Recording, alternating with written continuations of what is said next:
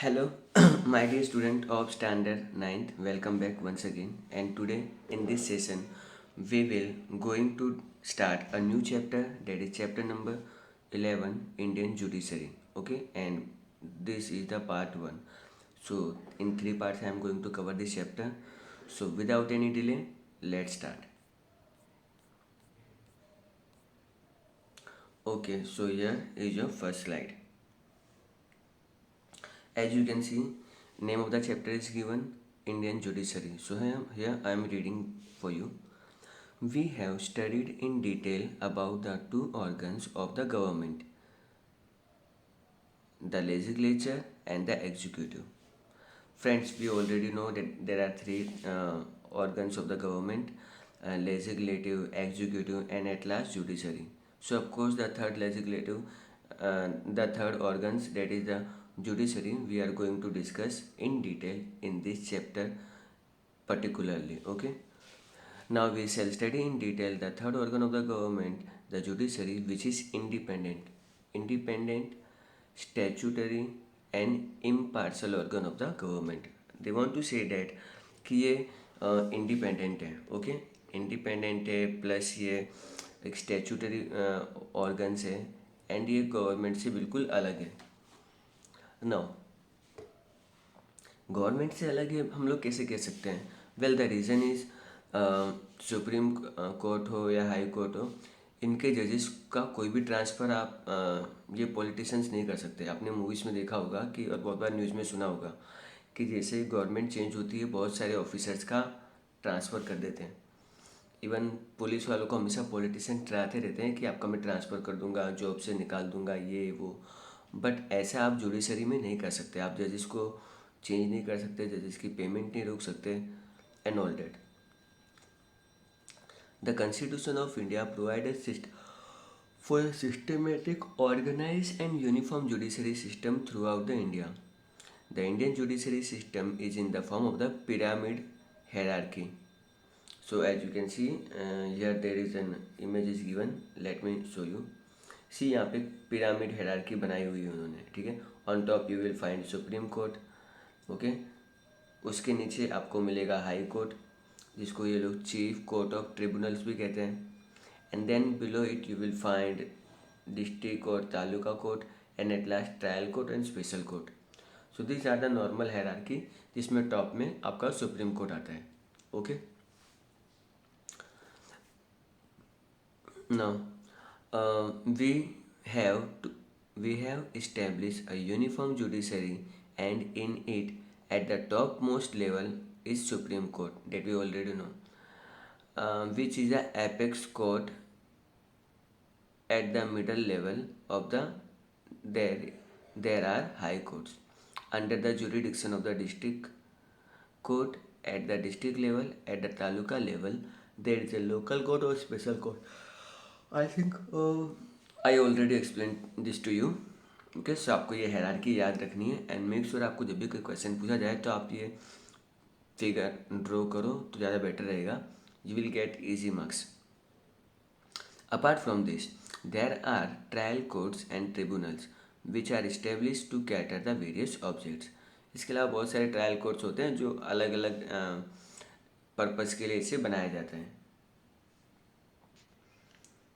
Okay. So now we are going to discuss the importance of judiciary. Judiciary का importance क्या है? Okay. Now a neutral and impartial judiciary is essential in the feudal system for the protection and preservation of the rights of the Indian citizen, to solve any incongruity between the central and the state, or between one state or the other state regarding the division of work. देखो friends, judiciary का independent होना इसलिए ज़रूरी है ताकि हमारे यहाँ पर जो सिटीजन्स हैं, इंडियन सिटीजन्स, उनके साथ कोई दुर्व्यवहार ना हो, उनके साथ कोई मतलब ऐसा बिहेवियर ना हो जिससे मतलब उनका हमारे देश पर से विश्वास उठ जाए. ओके.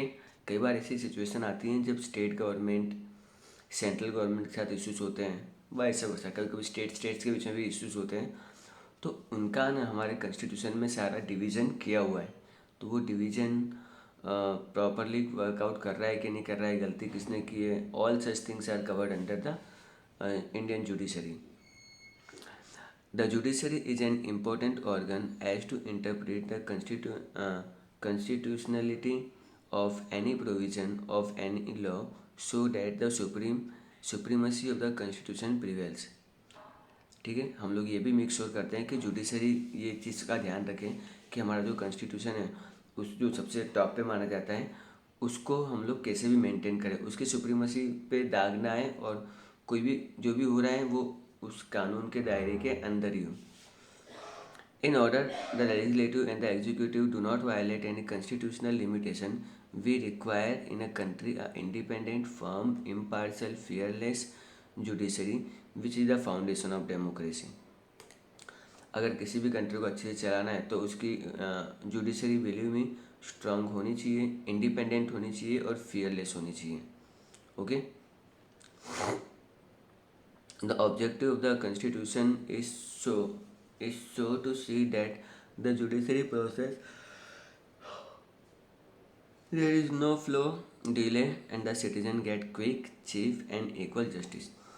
यही नहीं, हमारा जुडिशरी का एक और ऑब्जेक्टिव होना चाहिए कि हमारा जो कॉन्स्टिट्यूशन हमने देखा है मूवीज़ में कि और रियल लाइफ में भी कि जो अदालत का जो फैसला आता है वो बहुत लेट आता है ना. हमको ये बात भी ध्यान रखनी चाहिए कि हमारा जो डिसीजन है वो ज़्यादा डिले ना हो, जल्दी आए, क्विकली आए और लोगों को सस्ता भी पड़े. ओके. और सबको इक्वली जस्टिस भी मिले. बट इन रियल लाइफ हम लोग ये सब चीज़ें देखते नहीं हैं. 20-20, 25-25 साल बाद केस आता है. कई बार तो जिसको सज़ा सुनाई जाती है वो पहले ही ऊपर अपनी सज़ा काटने चला जाता है ना. और कुछ बार डिसीजन इतने लेट आते हैं कि फिर उस डिसीजन का कोई मीनिंग नहीं रह जाता है. तो आई थिंक हमारी जुडिशरी सिस्टम में अभी भी बहुत इम्प्रूवमेंट की ज़रूरत है. Okay. Bonus tip, I will suggest कि आप जोली LLB जो अरशद वारसी की है जो बहुत ब्रिलियंट मूवी है, एंड जोली LLB 2 जो अक्षय कुमार की है, थोड़ा उसमें फ़न एंगल थोड़ा है बट वो बहुत स्ट्रॉन्ग मैसेज वाली पिक्चर है. इसमें आपको थोड़ा पता चलेगा एक वकील, एक जो लॉयर होता है उसको अपनी ज़िंदगी में क्या क्या फेस करना पड़ता है एंड केसेस कैसे लड़े जाते हैं. ठीक है, चलो आगे बढ़ते हैं. In the presence of the alert legislative, executive and judiciary would always remain active, but many a times due to the administrative inactiveness and the irresponsibility of the executive and an authoritativeness of the legislative, impartial, cognizant, independent and fearless judiciary has shown judicial inactiveness. देखो, अगर legislative और executive अगर active होगा ना तो automatically हमारा judiciary भी active हो जाएगा. ठीक है. कई बार क्या होता है कि एग्जीक्यूटिव्स अपना रोल इनएक्टिवली, इरिस्पॉन्सिबली करते हैं, लेकिन उसमें फिर जुडिशरी को भी फिर एक्टिव होना ही पड़ता है. Anyhow, now we will going to discuss the supreme court, जिसे हम लोग एपेक्स कोर्ट भी कहेंगे. ठीक है. So talking about Supreme Court. Supreme Court is the apex of the Indian judiciary. As per the Constitution of India, it is the topmost judicial organization. It is situated in Delhi. All the civil and criminal courts of India have to work under the jurisdiction of Supreme Court. Okay friends, so supreme court को India का apex court भी कहा जाता है. Okay. Constitution के हिसाब से वो सबसे जुडिडिक्शन में, जुडिशल ऑर्गेनाइजेशन में सबसे टॉप पे माना जाएगा. ऑफकोर्स ये दिल्ली में. एंड यहाँ पर civil and criminal court cases दोनों देखे जाते हैं. सिविल कोर्ट्स भी हैं, क्रिमिनल कोर्ट्स भी हैं, एंड यहाँ पे सारे तरह के केसेस लड़े जाते हैं. So friends, civil cases, criminal क्या होता है वो हम लोग ऑलरेडी स्टैंडर्ड 7th में हम लोग देख चुके हैं. Okay. The third line somewhere in center, the supreme court consist of 1 chief justice and 28 additional जजेस. The chief justice of the Supreme Court is appointed by the President of India. The number of judges in the Supreme Court is decided by the parliament, but if the president feel that the workload of the Supreme Court is increased, then the president can be appointed additional ad hoc judges to the Supreme Court as per the provision of the Constitution. The judges of the Supreme Court are appointed on the basis of the seniority, except of the Chief Justice of the Supreme Court, and the other judges are appointed in the consultation with the Chief Justice as well as the other senior judges. Friends, यहाँ पे बहुत सारी चीज़ें बताई गई है कि supreme court ऐसा नहीं है कि बस एक ही बिल्डिंग होती है, नहीं, सुप्रीम कोर्ट में अलग अलग रूम्स होते हैं, ठीक है। एंड उसमें एक मेन जज होता है जिसको हम लोग चीफ जस्टिस कहेंगे, एंड देर आर अदर जजेस साइमल्टेनियसली। एक सुप्रीम कोर्ट का एक ही रूम ऑक्यूपाइड नहीं होता है, it having various rooms, okay. And उसमें 28 एडिशनल जजेस भी होते हैं। अब जो ये चीफ जस्टिस है, एडिशनल जजेस है, इसको अपॉइंट कौन करता है? वेल, वो अपॉइंट होते हैं by the president of India, okay. And कभी कभी ये नंबर्स पहले कम थे, धीरे धीरे बढ़ रहे हैं। अब इस नंबरों को कम और ज़्यादा भी किया जा सकता है, और प्रेसिडेंट को फील हो रहा है कि वर्कलोड बहुत बढ़ गया है, आपको चीफ जस्टिस ही बताएंगे उनको, तो वो प्रेसिडेंट को बोलेंगे, तो प्रेसिडेंट कुछ टेम्पररी अरेंजमेंट कर देंगे एंड एक्स्ट्रा जजेस को अपॉइंट कर देंगे, और इसको हम लोग कहेंगे एडहॉक जजेस, ओके। सो एडहॉक जजेस मीन्स एडिशनल जजेस appointed by the president to reduce the workload. Supreme court का जो अपॉइंटमेंट होता है, अब ये कैसे डिसाइड किया जाएगा कि कौन सुप्रीम कोर्ट का चीफ जस्टिस बनेगा? वेल, जजेस को अपॉइंट किया जाता है यूजुअली सीनियोरिटी के बेस पे, यानी जो सबसे जिसकी एज ज़्यादा होगी उसको चांस दिया जाएगा, ठीक है। एंड चलो अब हम लोग देख लेते हैं कि अगर हमको सुप्रीम कोर्ट में जज बनना है तो हमारे पास क्या क्या क्वालिफ़िकेशन होनी चाहिए। ओके फ्रेंड्स, सो ये 5 पॉइंट्स हैं जो हमको याद रखने हैं।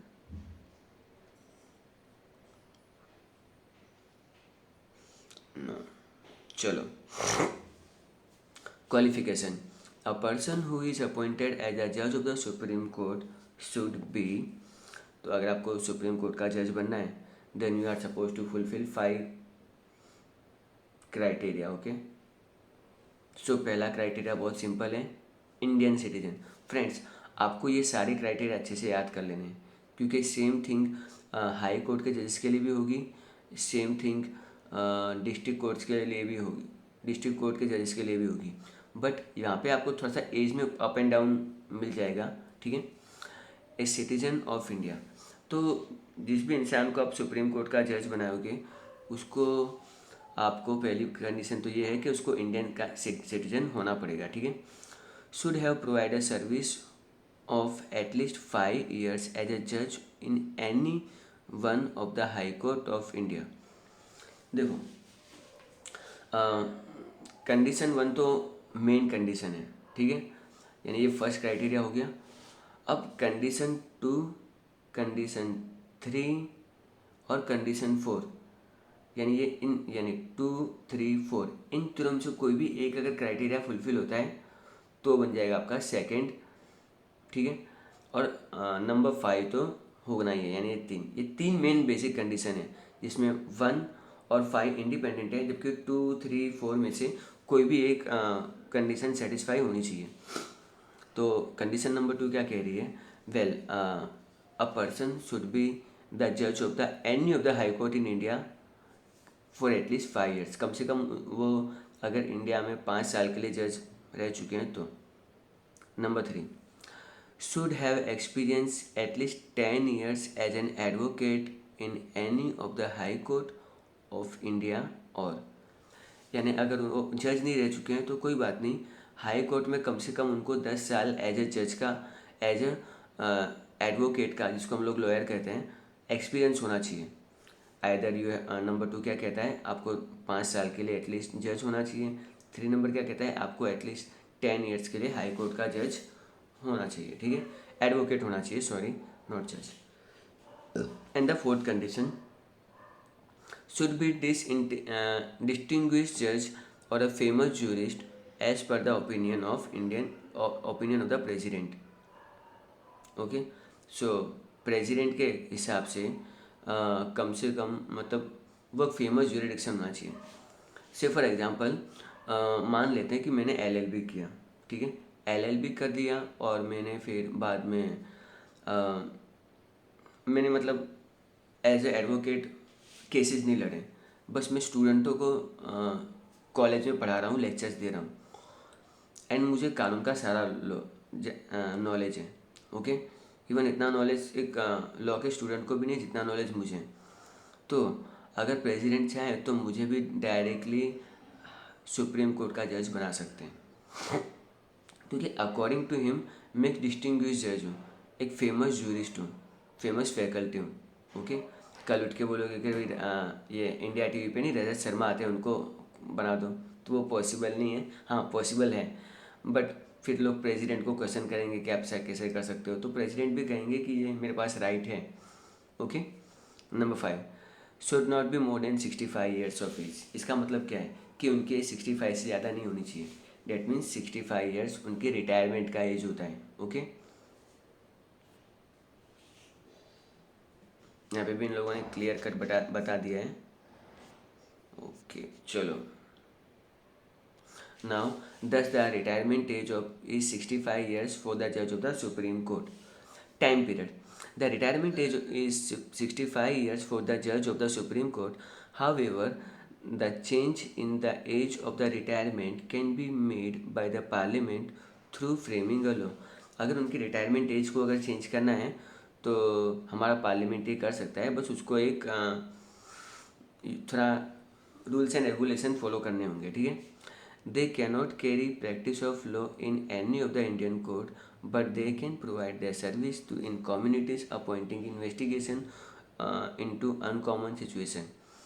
If capable to carry out their duties before the time of retirement, then under such circumstances they can resign willingly from their post by tendering written resignation to the president. So friends, यहाँ पे लोग क्या कह रहे हैं कि एक बार 65 years की एज हो गई ना, तो ये इंडिया में कहीं पर भी एज ए लॉयर अपनी सर्विसेज या एज ए जज अपनी सर्विसेज नहीं दे सकते हैं, ओके। हाँ, ये कोई सोशल एक्टिविटी में पार्टिसिपेट कर सकते हैं, इवन ये कोई इन्वेस्टिगेशन का पार्ट बन सकते हैं, बट नॉट एज ए जज और एडवोकेट, स्पेशली जज। I don't know what about the advocates, उसके लिए तो आपको एलएलबी पढ़ना होगा। और अगर इनको बीच में अपना टर्म छोड़ना है तो ये रिटर्न में अपनी रेजिग्नेशन प्रेसिडेंट को सौंप सकते हैं, ठीक है। बट द जज can be removed from there post and power if they found guilty of incapability, misconduct और इनएफिशिएंसी, ठीक है। अगर मान लो कि कोई पार्टी आती है, जज को पैसे ऑफर करती है कि आप ये फैसला ठीक है हमारे अगेंस्ट में आएगा, पर थोड़ा आप अपना एटीट्यूड थोड़ा लाइट रखना, है ना, एटलीस्ट उनको फांसी की सज़ा मत देना। और अगर जज ने वो पैसे ले लिए जबकि जज को नहीं लेने चाहिए, तो अब ये कहीं पे रिकॉर्ड हो जाता है सीसीटीवी कैमरा में, है ना, तो ये उनका मिसकंडक्ट है, ठीक है। मान लो इनकेपेबिलिटी, तो हम लोग समझ सकते हैं कि उनको दिमागी रूप से या एक्सीडेंट हो जाता है या कोई मेंटल इलनेस आ जाती है या फिजिकल इलनेस आ जाती है, या फिर इनएफिशिएंट है वो, ठीक है। पता चला कि उनकी जो एलएलबी की डिग्री थी वो फर्जी थी, ओके, ऐसा भी तो हो सकता है ना, तो ही उनको निकाला जा सकता है। अब उनको निकालने के लिए एक स्पेशल प्रोसीजर होता है, ठीक है। This removal in accordance with the provision of the constitution के हम लोग सारे प्रोविजन फॉलो करेंगे, and is carried out through the impeachment motion in parliament. So उनको हटाने के लिए हमको पार्लियामेंट की हेल्प लेनी पड़ेगी। और आपको पता ही है इम्पीचमेंट यानी कोई भी स्टैट्यूटरी पर्सन को अगर हमको रिमूव करना है तो हमको इम्पीचमेंट करना पड़ता है, महाभियोग जिसे हिंदी में कहते हैं। The procedure for it is as follows. Every house of the parliament has to submit the memorandum having majority support to the president of the total number of members, at least 2/3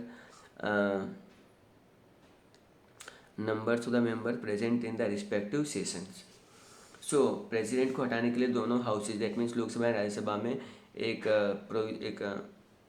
bill लाया जाएगा, ठीक है, एक और memorandum present किया जाएगा और at least 2/3 majority की ज़रूरत पड़ेगी। Based on the presentation by the order of the president, the judge can be removed from his post. Okay तो फिर उनको उनके पोस्ट से हटाया जा सकता है. The parliament motion the presentation of the memorandum regarding the misbehaviour of the जज, conducting of an investigation as well as conducting a proof for the same. ठीक है. जब हम लोग जज को हटाएंगे तो उनके खिलाफ एक इंक्वायरी बिठाई जाएगी. इंक्वायरी में अगर वो गिल्टी प्रूव होते हैं तो ही उन्हें हटाया जाएगा. द कंसर्न जज is given an opportunity to present his narration in his self defence in the parliament. यही नहीं, हमारा कानून, हमारा जो पार्लियामेंट है वो जज को भी एक मौका देगा कि वो अपनी सफाई में क्या कहना चाहते हैं. ठीक है. Now the final three lines. The power and the jurisdiction of the Supreme Court, of course, going to be the एक बिग उसमें एक बड़ा सेशन हो जाएगा. So I am going to cover it in the second part. So friends, the president of India admires the oath of secrecy loyalty to the constitution to the जजेस who appointed to the supreme court. Supreme court का जब भी कोई जज का appointment होता है तो उनको जो शपथ, उनका जो प्लेज होता है वो यूजुअली प्रेसिडेंट ही कंडक्ट करवाते हैं. इसको हम लोग oath of secrecy and loyalty भी कहेंगे. डेट मीन्स वो अपना काम सारी ईमानदारी से और लॉयल्टी के साथ करेंगे. Before taking the charge of their post, the जज are required to take the oath in oral as well as sign the pledge. उनको orally, I mister so and so having the faith in the Indian constitution and will perform my duty, मतलब आपने अब place लेते हुए India is my country, something like that. और उनको फिर बाद में वो एक डॉक्यूमेंट भी साइन करना पड़ता है. Okay. So this is your chapter number 11, Indian judiciary. Okay. So I hope आपको ये सेशन अच्छा लगा होगा, इंटरेस्टिंग एंड नॉलेजेबल भी लगा होगा. So keep watching, keep learning, and at last thanks for listening.